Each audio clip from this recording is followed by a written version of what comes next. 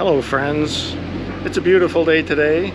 It's a bit noisy in my neighborhood. I don't know if you can see or hear. There's some work going on the entryways and roadways to our units here. So what we're going to do, so we really need to talk. You've heard those words before. It usually means something serious, and this is definitely serious stuff that I need to speak with you today and fill you in on what's been going on. So let's take off.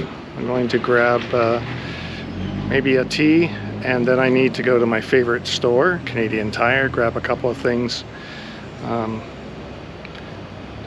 then we'll have a very serious talk. And I guarantee that for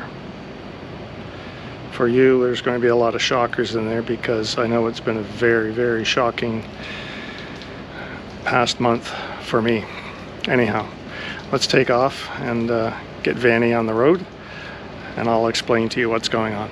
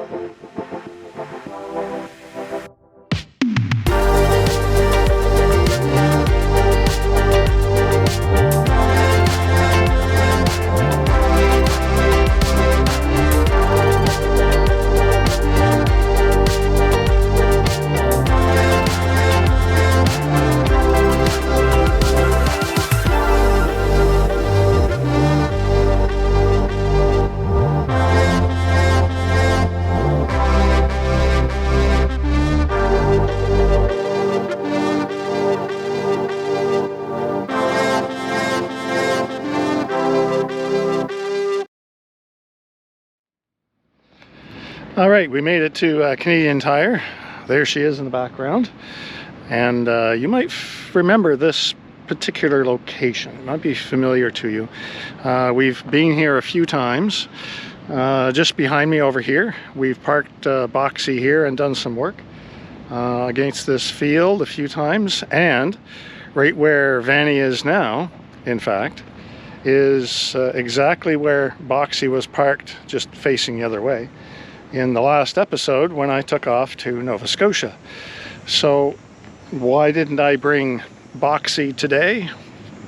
That's coming up very shortly. I'll explain it to you.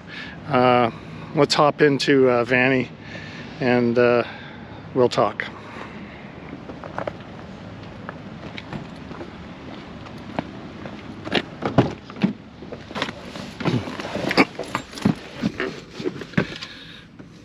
Okay, we're in Vanny. I made it to the coffee shop and ended up getting a lemonade slush here at Tim Hortons in Canada, one of our most famous coffee shops. These are called frozen lemonades, I guess, because in Canada that's what you get when you make lemonade. It tends to freeze, and that's what you get. A little bit more convenient than a tea right now on this very, very hot day. I don't script primotimes. When I've done all my other episodes, it's just a basically a spilling of the mind. I just speak what I need to say, and if I make huge mistakes, I'll sometimes go back and redo a scene to make it more accurate, to make it, you know, easier for you to understand, or I fill in information that was, you know, important that might have gotten missed. At any rate, this episode, I did have to sit down with my laptop, you know, probably in total time 2 or 3 hours to do up these several pages of details of what I need to tell you about. The first thing I need to tell you about is part of my physical holdbacks with a lot of the attention I can give this channel and relating to giving you attention, because I absolutely appreciate every one of you taking time to watch these episodes and participate by either subscribing, just tapping the like button would be incredible, the thumbs up thing, and of course a comment or a question or a suggestion, anything at all, to give this channel some spring up and increase the visibility on YouTube would be wonderfully appreciated. So I've done up a scripting of the details. The last episode left off pretty much once I had arrived in Halifax and done the journey and did some visiting, and it was a wonderful time, and got to see Grant and Perry and Dixon in Truro and Mark. And Grant, of course, was an amazing host, as always. Thank you, Grant. A good buddy. And a huge hello to Grant's wife and their new little puppy. Because without the cooperation of Grant's wife and their new little puppy, my stays in Halifax would always be a lot tougher. So a tremendous amount of appreciation there. In the last few months, I've been running into two major issues, personally, very personally. One is the situation that occurred with me at work in December of 2022, about 7 months ago now at this point, a little more than 7 months, where I was the initial attempted rescuer in a situation where a young fellow was hit by a motor vehicle, and I ended up doing what I could in life-saving techniques, but it failed.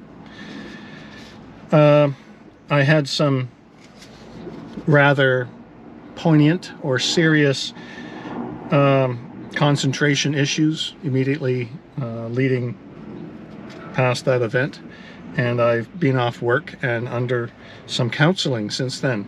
I've been very, very lucky with the support I've had through the city and through the city's insurer of our workplace, and I'm very, very pleased that my concentration, my self-esteem is doing quite well. I'm still a procrastinator, but hey, I was born with that, so that's not going away. And the other thing is that came along very shortly after that was issues with my my kidney. I've been having great pain a lot of times, probably from kidney stones, and I say probably because all I can go by is what my general practitioner doctor has been able to tell me, and from the symptoms. But I've been waiting almost 4 months now for an appointment with a urology specialist. And here in Canada, or at least in Ontario where I'm at in Canada, the wait times for specialists can be tremendous. I mean tremendous. Sometimes anywhere from 6 months to a year or more, depending on the specialty. If you're waiting for non-emergency surgery, you can wait 2 years. I know someone who has waited 2 years, or by the time they received their date for their appointment, once that appointment comes up, which is the fall of 24, it would be 2 years. And it's just incredible. You know, we didn't get in this situation overnight. It took decades to build, so you can't blame the current governments for where we are in the Western world for medical aid. It took a long time to put us here. At any rate, I have a bit of a script. We're going to start off from where the last episode left. So I left Halifax on May 24th, which was a Wednesday afternoon. And we're going to call that day 1 on my script. Believe me, you're going to need to keep track of the days because this gets unbelievable. So May 24th, day 1. I left Halifax, visited with Grant that morning for a bit of a late breakfast and a bit of a lunch with some of his friends and my friends now. And I headed, not really west, I guess it's actually north, but anyhow, I headed towards Truro, which is in line of where I was heading towards Ontario. But I needed to visit one of my best friends in Truro, Dixon. Now I want to say I can probably count about 10 or 12 very close friends. Probably 4 of them are extremely close, family close. Grant, Dixon, and Brian was the one who actually drove me to pick up Boxy, to bring Boxy back home to her retirement here where I live in central Ontario. So I stopped in Truro, and I remember I grabbed some fuel additive for Boxy, some really good stuff. And I was able to locate a place in Truro. There were none in Halifax, by the way, to get vehicle propane. None. 0. I'm not joking. A city of over, I think Halifax has got to be 160,000 people between Halifax, Bedford, Sackville, and Dartmouth. And nobody could sell vehicle propane. They could sell barbecue type propane, and there was a place who used to sell vehicle propane, but they didn't then, and they gave up. And then the only other place that would typically sell it, their pump was broken and they weren't even sure if they were ever going to fix it. Anyhow, so I was running on gasoline all the way from Quebec to Halifax, through Halifax, and then on the return trip on this day 1, I get to Truro and I find a place who will fill up Boxy with propane. Excellent, because Boxy ran a little better on propane, I think. Probably not as high energy, but she liked it, ran better. I visited with Dixon, had a really nice chat, caught up with things, although we're communicating all the time. So I've known Dixon for 25 years, I think, at least 26 years maybe. And we had a nice visit, great talk, caught up with things. And then again, around 4 o'clock, 1600 hours, I headed towards New Brunswick at this point. I did make a stop for something to eat in Amherst, Nova Scotia, just before the New Brunswick border. Kept going. Things were good. Weather was fairly decent. It was rather dry. Boxy wasn't running so well. Her misfire was coming and going. Something like my kidney pains and kidney stone things here. So Boxy was not running tip-top. Most of the time I was below 95 kilometers an hour. At any rate, around 10:30 that night, day 1, May 24th, Boxy started having an overheating issue on the highway while we're driving. The highways in New Brunswick are nice. They're recently finished. They're double lanes in both directions. There's a few deer, moose that you'll see sometimes, skunks, raccoons, the usual stuff. Very dark as well. And anyhow, she blew a radiator hose, upper coolant line, the large one, 3-inch maybe, is it? 3.5-inch, something like that. I pulled over. I got it stopped before she got too hot. I know that's the biggest killer of the engine block, is the overheating, which didn't happen. Once I got under the hood and looked around, I wasn't quite sure where it was coming from. It was hard to tell because she had blown coolant everywhere. There was a lot of steam. There was coolant dripping off the block, off the top of the body on the inside. There was coolant dripping off the side, from the front of the radiator, back of the radiator. Literally, I could not tell where it had come from. Finding out the next day, the split was actually in the hose, so the hose was still in place. It was still intact, but it had a split in it that I couldn't see. At any rate, I get on the phone, I do some searching, some Google searching. I found a flatbed tow. The gentleman was willing to come by. That was about 30 minutes past midnight local time. And he towed me to the largest Ford dealer in Fredericton, which was about a 40-minute road trip to get to Fredericton. And that was $475. He parked me in a good spot in the back. It was really beginning to rain that night at that point. And that was about 1:30 or so, 2 o'clock in the morning by the time I finally put my head on the pillow. Maggie wasn't too happy, but you know, she put up with everything. She was a real trooper in this whole thing. For a senior cat, she kept my mood going, I gotta tell you. She probably saved my life. At any rate, 7:30 in the morning, I finally get myself dressed up. I head inside to the service desk, and they tell me that it's going to be a 2-week wait. 2 weeks before they can get the truck into a bay. That's not going to work, I think, at the moment, right? 2 weeks. I'm not going to wait for that. Just hold on. It gets better. There's another Ford dealer less than 2 kilometers down the road. Well, actually, they're both Ford dealers, sort of. It's just the other one down the road is also a Mercury dealer.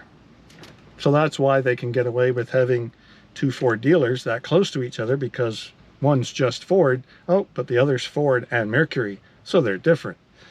Whatever. I'm glad it's there, because I phoned the other dealer up down the road, less than 2 kilometers away, and asked for help. What can you do? Is there something you can do? Anything you can do? I'm stranded. And of course, I mentioned I have poor little Maggie with me. Please help me. So they say, you know what? We're busy. Our day is full. But if you can get down here ASAP, we'll put you on an active waiting list. And if someone doesn't show up or is late or cancels or whatever, we'll try and get your truck into a bay. Bingo. Perfect. So I'm back into the truck.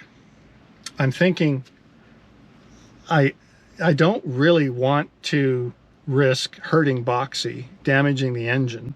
There's no coolant in her. She's sucked out all of our coolant. It's gone.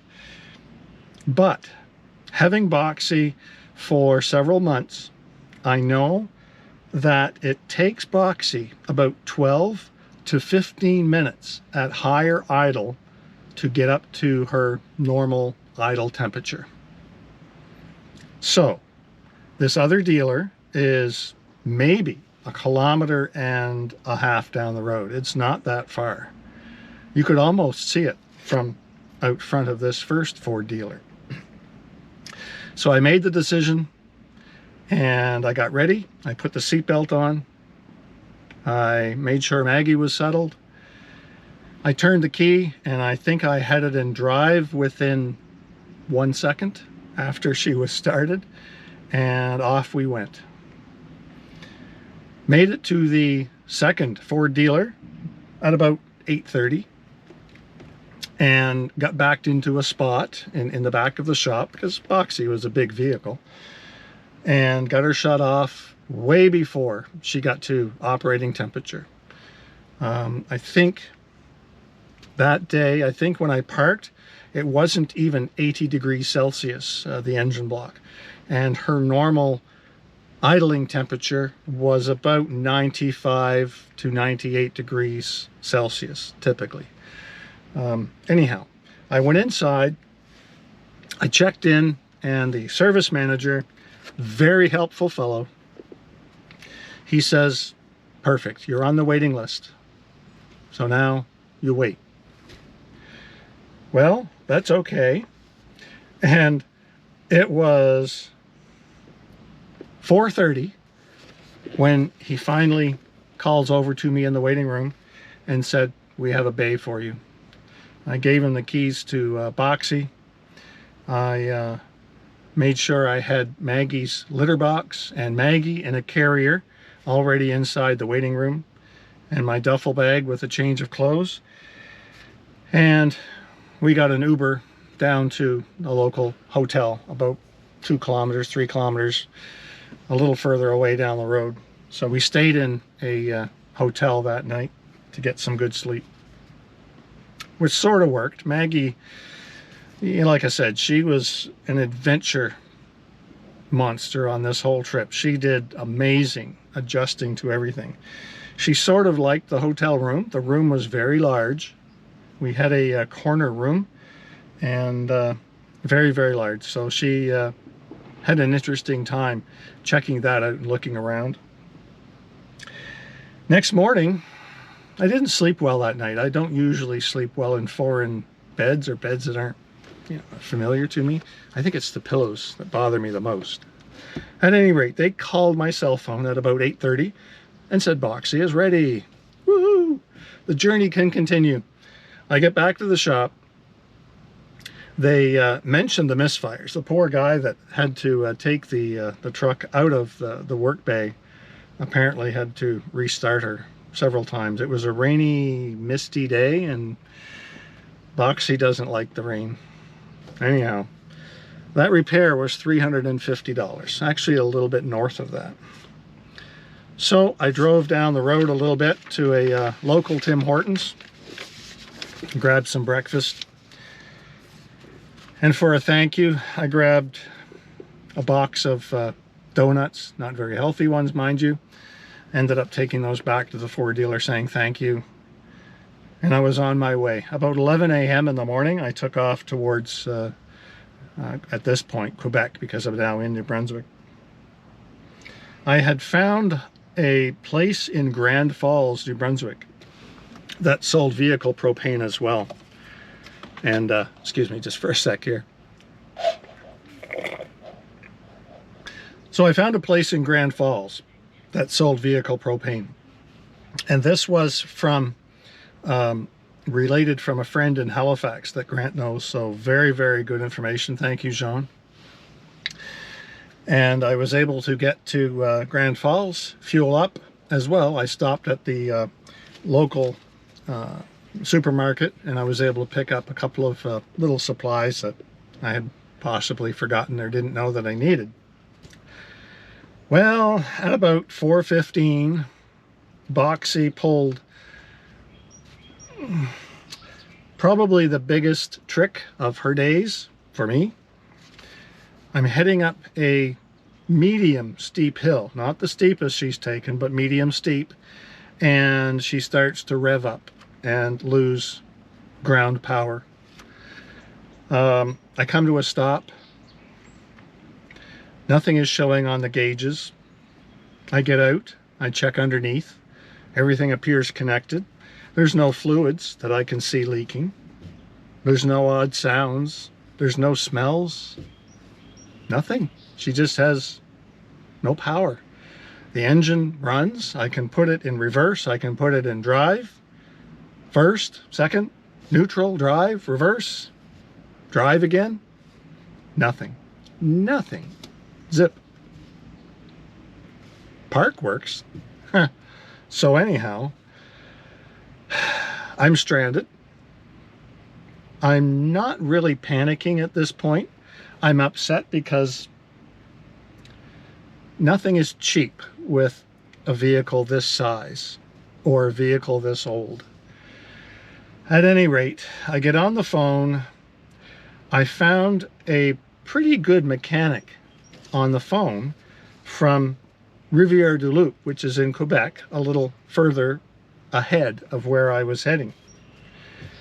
And he was quite honest with me with some advice. He told me to call back to a mechanical shop in New Brunswick, because remember, I've broken down in Quebec at this point. He said to call back behind me to a mechanic in New Brunswick and get towed back there. He said you'll have, I won't use the exact phrase because that could upset some viewers, but he did say I would have a better outcome of getting service work done on Boxy in New Brunswick rather than Quebec. So at about 5 o'clock, I'm panicking now a little bit, I think, because it's 5 o'clock on a Friday, and I call Mechanitech Truck Center in Edmundston, New Brunswick. I spoke to Pierre. And before I go much further, I've got to say, I developed a relationship of friendship with Pierre in the next many days. And I hope Pierre feels the same way. I know he's a businessman. I know he's running a business. I know he has property taxes. He has an electric bill. He has vehicles to pay for, insurance, fuel on those service trucks and whatnot. And he had a staff to pay for. It's a business. But he did go above and beyond at several points during the period of time that I got to know him and several of his staff as well, his dad and his mom. Anyhow, Pierre sent his tow truck and one of his fellows to come and grab Boxy from this Quebec highway and pull me back to Edmundston. And I arrived back in Edmundston about 7 p.m. that night. And that's where I would wait for the weekend, at least, until I would find out what's going on. So the next day, Saturday, May 27th, day 4 of this wonderful trip,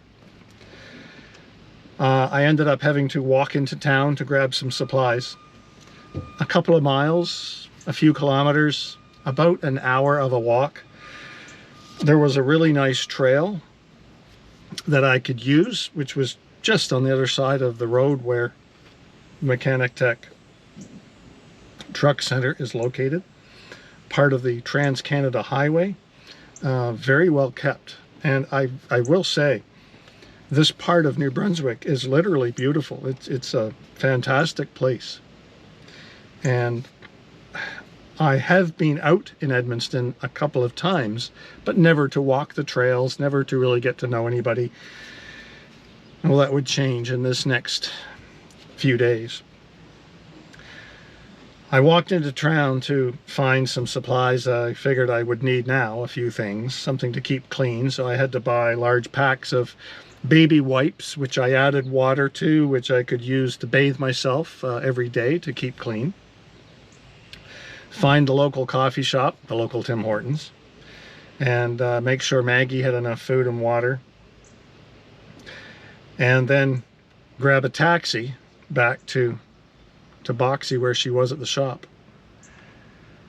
Edmundston is a small place, and I gotta say, the Uber or Lyft app, they all work there. You can go all onto these apps and say, I'm here, I want to go here.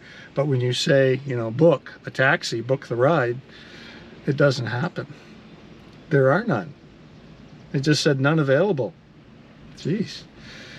So I had to get the staff inside to call a local cab company, which took over an hour to come to the supermarket to pick me up. And as far as he knew, he was the only taxi operating in the whole place that day. The only one. That's why it took an hour. Anyhow, got the supplies all back. The next day, I met my second hero of Edmundston, and that was a man by the name of Dan. I got to know Dan a little bit very quickly because of my stress and my need and desire to get propane for the heat in the truck and supplies, and Dan helped me out a few times in an amazing way. Thank you, Dan. You are my local Edmundston hero. So on Monday, which is now day 6 of this journey, the entire journey, day 3, I think, of being at Edmundston, Boxey finally got a bay into the shop. Now, mind you, they couldn't treat me as an emergency. Well, I mean, I was an emergency, but this is a shop that had some large contracts. They did work on some very major company names, you know, in that area of New Brunswick. So they were going to get me in the door, and they did as soon as they could. But they couldn't push all their other work out of the way just to get me in. And I understand that, and I appreciate that. So Monday, they went into the shop and they started to remove things, started to get ready to get the transmission out. There was some trouble with the drive shaft bolts that were seized, literally had to be cut off. But on Tuesday, day 7 of my return trip, May 30th, the transmission was finally removed at about 11 o'clock or so. And then the shell of Boxey with no transmission was taken and placed outside near the front of the shop.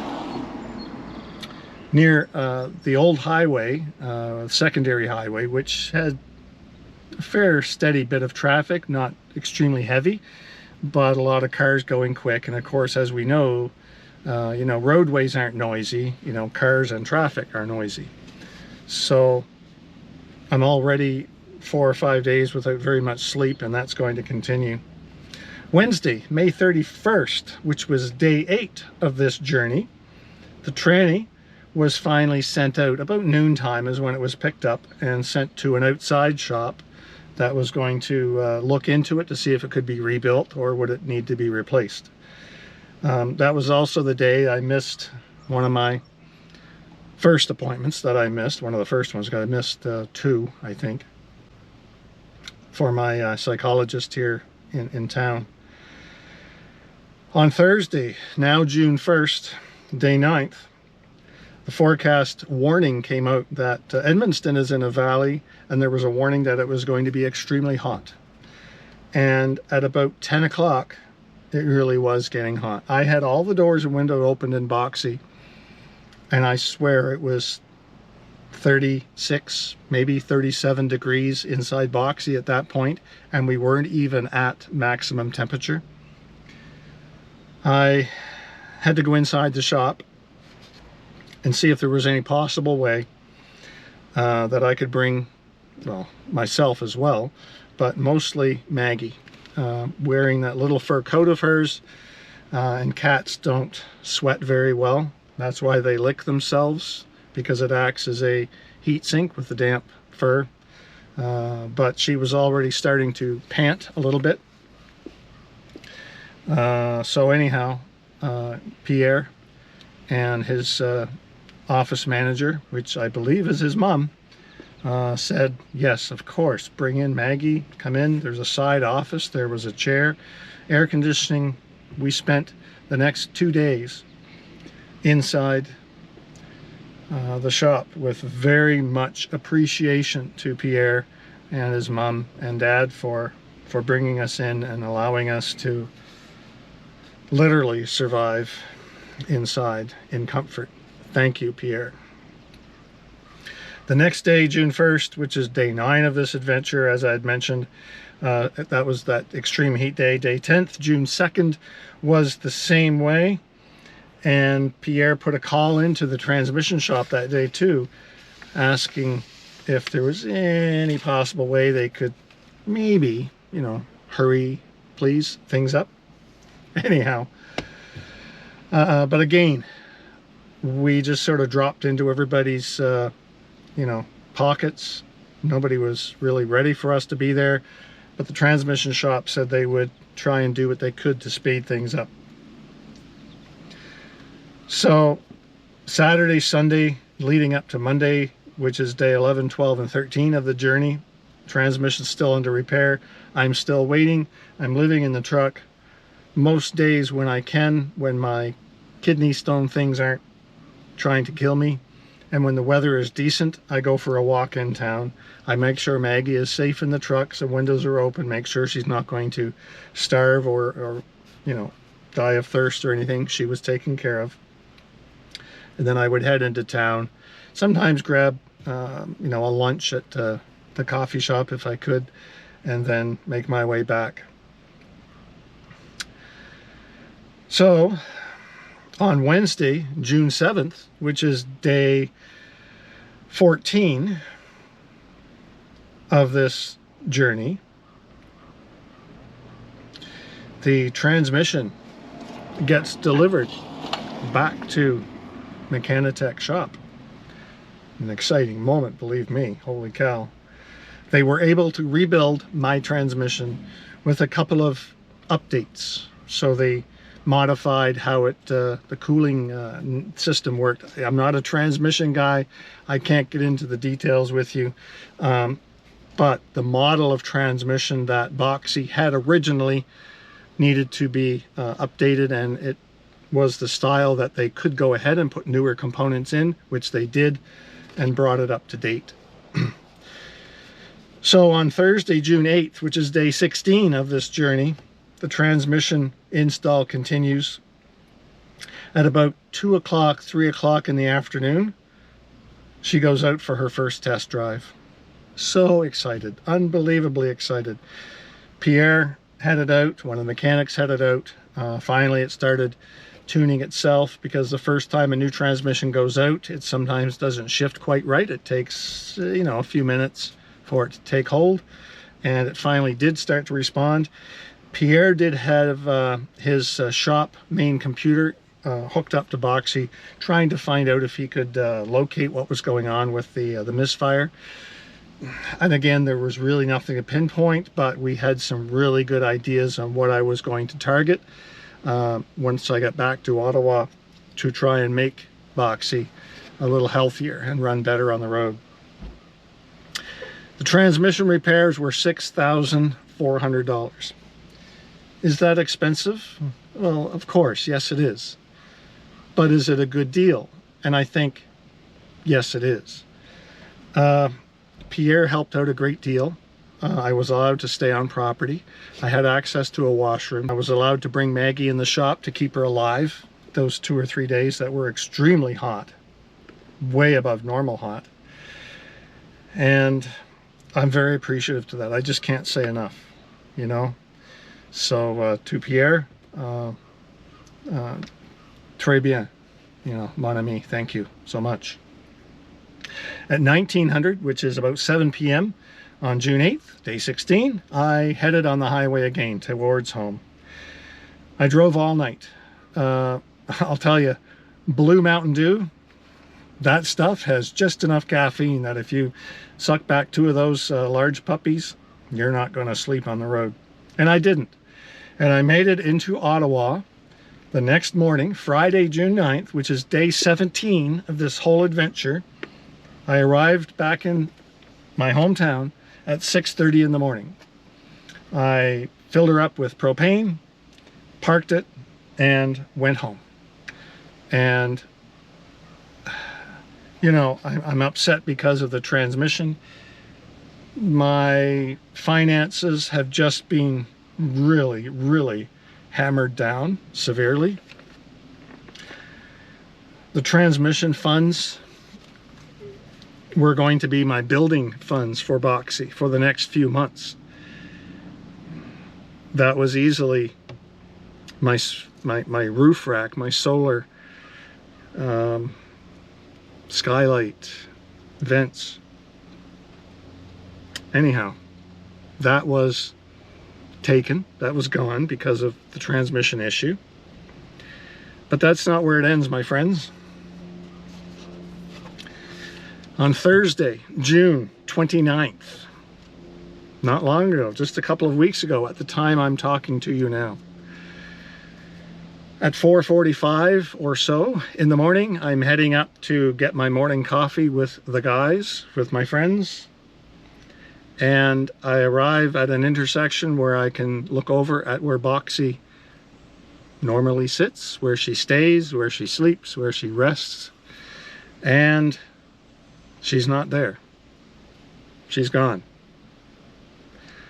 An empty space, literally. And, you know, she's a hunk of metal, a little bit of aluminum, some rubber tires, some propane and gas. But there were other things in there too. And seriously, it's gone. Boxy was stolen sometime the previous night. I called the police. They arrived. They looked at the scene. They took a report. A few hours later, I checked with the parking area manager. He was able to confirm that they did not initiate any kind of tow or seizure. So I reported it to the insurance company later that day. I've had some conversation back and forth with the insurance company, but overall, cooperators have been very good to me in Canada. I've been with Cooperators Insurance now for 25 years. At any rate, things have just been settled, and Boxy has not been found. There were several other things that you would be very familiar that went when Boxy was stolen. You know, my new camera, my dash camera, the Viofo, which I used for many of the past episodes for traffic videos, that's gone. The mattress is gone. The lovely carpet I had inside that made it for the trip and made the journey much more comfortable. Thank you, Grant. That's gone. My new buddy heater and new propane tank, that went. Other new supplies went that I had for Boxy. Some solar LED lights for the outside. They went in the truck when it got stolen. Two very cool folding tables that Grant gave me when I was in Halifax. They also went.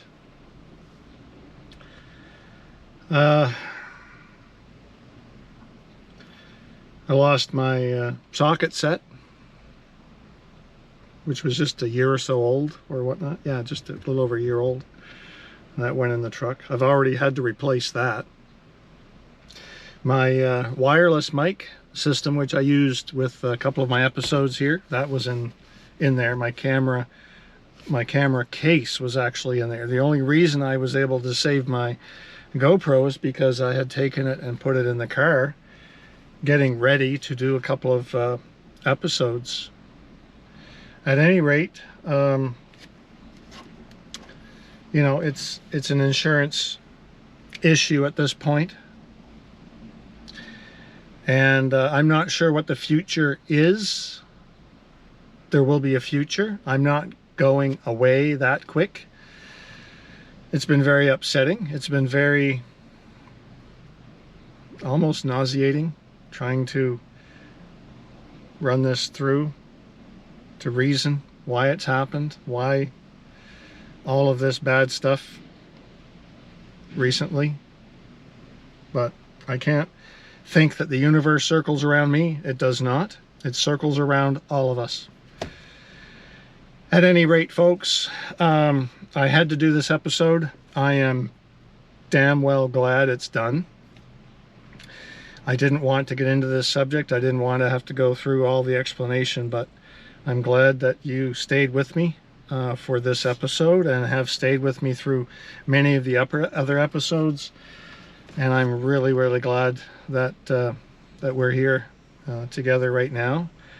I please need you to touch the like button if you will. Subscribe if you would find the interest in doing so. I promise not to bother you too much with silliness episodes.